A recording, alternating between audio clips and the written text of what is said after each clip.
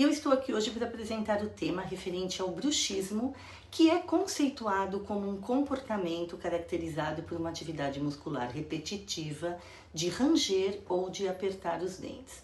Essa atividade, ela pode acontecer enquanto estamos acordados, bruxismo em vigília, ou quando estamos dormindo, caracterizado pelo bruxismo do sono.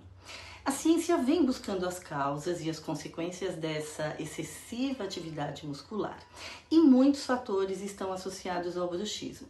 Podemos dizer que os mais marcantes são os ligados à personalidade ansiosa, refluxo gastroesofágico, características do sono como roncar, babar no travesseiro, dificuldades de concentração em atividades do dia a dia.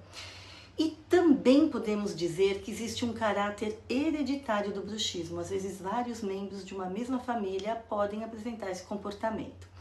Também as tarefas familiares, que têm um importante papel educativo na vida da criança, do adolescente, pode ser uma fonte estressora dependendo do estilo educativo familiar.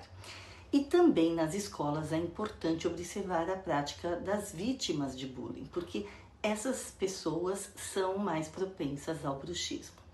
E o papel do odontopediatra aí muitas vezes é importante para detectar esse problema, dado que nem sempre as famílias estão atentas a isso. E o vício também em telas, videogames, smartphones pode desencadear o bruxismo, dado que o tipo de luz emitida por esses aparelhos é estimuladora cerebral, é o chamado efeito luz azul, e podem interferir na produção dos hormônios do sono. Então, além disso, a postura pescoço-cabeça durante o uso dessas telas pode levar à síndrome do pescoço de testo, que é capaz de gerar dor na região cervical e predispor ao bruxismo.